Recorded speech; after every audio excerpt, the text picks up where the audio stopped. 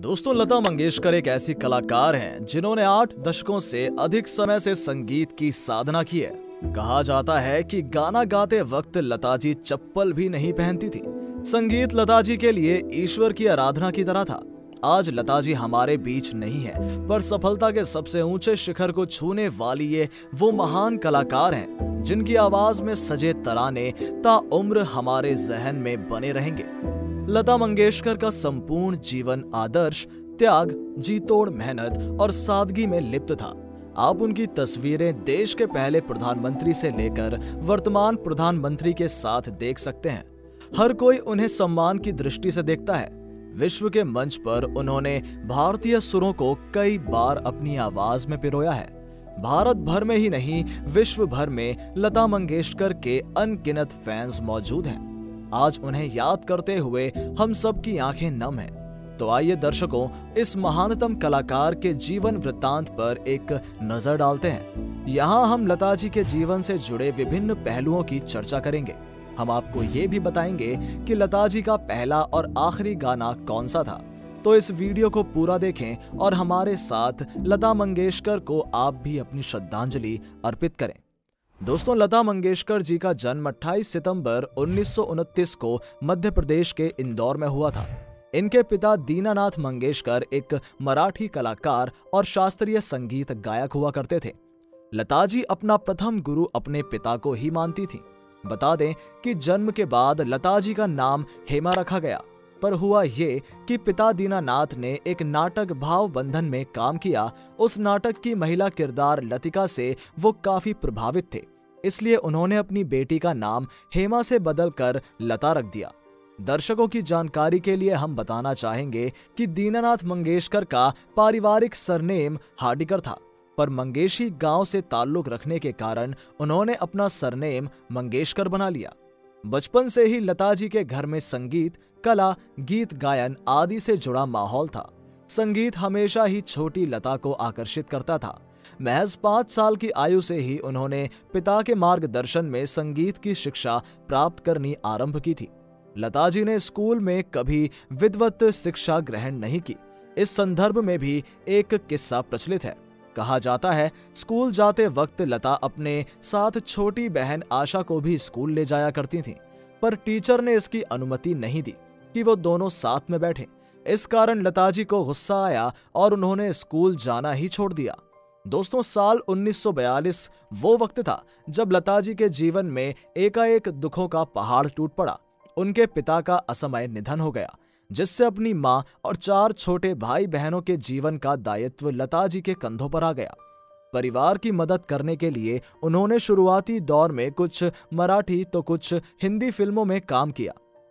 बताया जाता है कि लता जी को अभिनय बिल्कुल पसंद नहीं था, पर आप उन्हें मंगला गौरी, माझे बाल, गजभाऊ, बड़ी मां, जीवन यात्रा जैसी फिल्मों में अभिनय करते देख सकते हैं। पिता के जाने के बाद लता मंगेशकर को नवयुग चित्रपट मूवी कंपनी के मालिक विनायक जी ने काफी सहयोग दिया। बतौर कलाकार उनका करियर बनाने के लिए उन्हें मार्गदर्शन भी दिया। साल 1942 में लता जी को सदाशिवराव नेवेकर द्वारा एक मराठी फिल्म में गायिका का अवसर दिया गया, पर आखिरी मौके पर फिल्म से वो गाना हटा दिया गया। ये लता जी का पहला गाना था। इसके बोल थे, नाचूं या गढ़े खेलू सारी। इसी वर्ष आई फिल्म मंगला गौरी में लता जी की आवाज में एक गाना आया। अगले ही वर्ष फिल्म गजभाऊ में लता मंगेशकर का गाया माता एक सपूत की दुनिया बदल दे तू गीत भी सामने आया।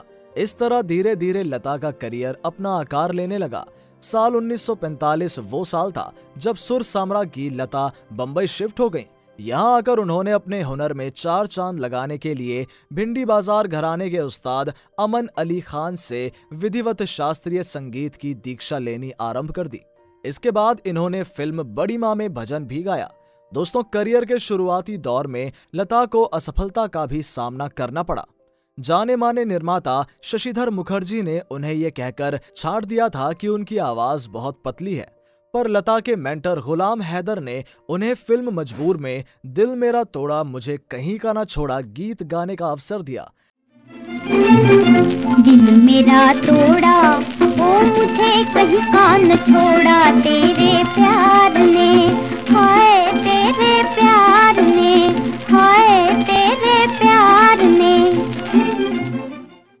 ये गाना लता मंगेशकर के फिल्मी करियर का पहला हिट माना गया। दोस्तों, उस दौर में शमशाद बेगम, नूरजहां जैसी कुशल गायिकाओं का वर्चस्व हुआ करता था। प्रतिस्पर्धा काफी अधिक थी, इसलिए रेस में बने रहने के लिए लता जी को अपनी हिंदी और उर्दू के उच्चारण पर मेहनत करनी पड़ी। इसके बाद लता ने खुद की एक शैली बनाई। फिल्म महल के रिलीज के बाद लता मंगेशकर ने पीछे मुड़कर नहीं देखा। 50 से लेकर 70 का दशक लता के करियर का स्वर्णिम दौर माना गया है। R.D. बर्मन, लक्ष्मीकांत प्यारेलाल, सलिल चौधरी, शंकर जयकिशन, अनिल बिस्वास, मदन मोहन समेत सभी बड़े और चर्चित संगीतकारों ने लता की आवाज को संगीत में पिरोया था। उनकी मधुर और दिल को छूने वाली आवाज ने उन्हें सफलता की ऊंचाइयों पर पहुंचा दिया। उनका कोई प्रतिद्वंदी इस दौर में उनके आसपास भी नजर नहीं आता था। लता जी धार्मिक, रोमांटिक, देशभक्ति आदि सभी भावों में पारंगत थीं। दोस्तों, जब उन्होंने देश के प्रथम प्रधानमंत्री के सामने ए मेरे वतन के लोगों का गायन किया तो संपूर्ण देशवासियों की आंखें भर आई थी। जरा आँख में भर लो पानी, ये शहीद हुए हैं उनकी, जरा याद करो कुर्बानी। मधुबाला से लेकर माधुरी दीक्षित तक को अपनी आवाज देने वाली लता जी के गानों की बदौलत भी कई फिल्में चल जाती थी। दीदार, बैजू बावरा, चाचा जिंदाबाद, 20 साल बाद, आए दिन बहार के, दो रास्ते, पाकिज़ा, प्रेम पुजारी, अभिमान, अमर प्रेम, लैला मजनू, चांदनी, मैंने प्यार किया, राम तेरी गंगा मैली जैसी तमाम फिल्मों को लता जी ने अपनी आवाज से सजाया है। लता जी के साथ कुछ विवाद भी जुड़े। सचिन देव बर्मन के साथ उनका मनमुटाव हुआ, जिसकी वजह से उन दोनों ने 5 सालों तक काम नहीं किया था। फिर मोहम्मद रफी के साथ कुछ मनमुटाव होने पर कुछ समय तक लता ने उनके साथ भी गाना नहीं गाया। लता जी के साथ सी रामचंद्र और ओपी नैयर का भी छोटा मोटा मतभेद रहा। दोस्तों, लता जी को उनके करियर में कई बड़े सम्मान मिले। आपको बता दें कि पद्म भूषण, दादा साहेब फाल्के पुरस्कार, भारत रत्न जैसे सभी उच्च सम्मानों से अलंकृत लता जी ने साल 1970 के बाद फिल्म फेयर पुरस्कार लेना बंद कर दिया था ताकि नई प्रतिभा आगे बढ़ सके। लता मंगेशकर की माता का नाम शेवंती था। शेवंती दीनानाथ मंगेशकर की दूसरी पत्नी थी। इससे पहले दीनानाथ ने शेवंती की बड़ी बहन नर्मदा से शादी की थी, पर उनकी असमय मृत्यु हो गई थी।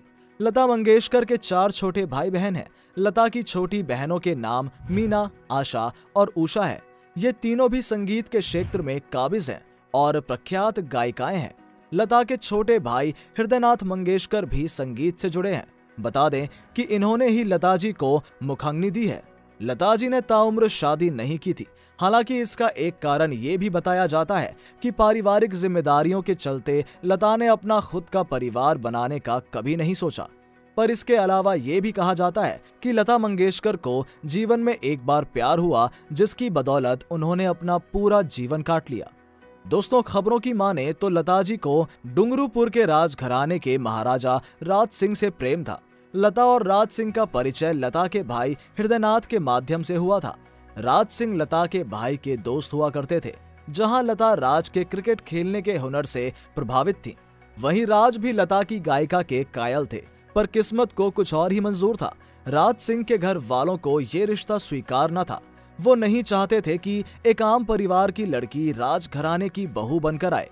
राज सिंह अपने माता पिता की इस इच्छा के चलते लता से शादी नहीं कर पाए। माना जाता है कि लता ने भी अपने प्यार के सहारे पूरी उम्र गुजार दी, पर किसी और से शादी नहीं की। दोस्तों, हम आपको बता दें कि लता जी का आखिरी गाना इंडियन आर्मी को श्रद्धांजलि देते हुए गाया गया था। गीत के बोल हैं, सौगंध मुझे इस मिट्टी की, मैं देश नहीं मिटने दूंगा। ये वो गीत है जिसे मार्च 2019 में रिकॉर्ड किया गया था। सौगंध मुझे इस मिट्टी की, सौगंध मुझे इस मिट्टी की, मैं देश नहीं मिटने दूंगा, मैं देश नहीं रुकने दूंगा, मैं देश नहीं झुकने दूंगा, मैं देश नहीं झुकने दूंगा।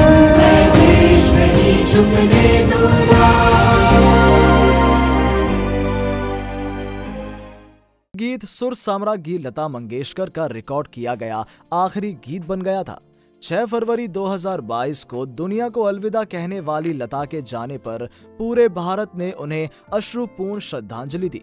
देश के प्रधानमंत्री से लेकर हर बड़ी हस्ती उनकी अंतिम झलक देखने को मौजूद रहे। तुम मुझे भुला ना पाओगे और मेरी आवाज ही पहचान जैसे बोलों को जीवंत करने वाली लता के स्वर्गवास पर ये बोल देशवासियों के अंतर्मन में मानो गूंज उठे थे। तो दोस्तों, ये थी लता मंगेशकर जी के जीवन से जुड़ी जानकारियां। उम्मीद है आपको ये वीडियो पसंद आया होगा। जाते जाते हमें कमेंट सेक्शन में जरूर बताएं कि आप किस कलाकार से जुड़ी बायोग्राफी आने वाले वीडियो में देखना पसंद करेंगे। दोस्तों, ऐसी और भी जानकारियों के लिए जुड़े रहें हमारे चैनल के साथ। धन्यवाद।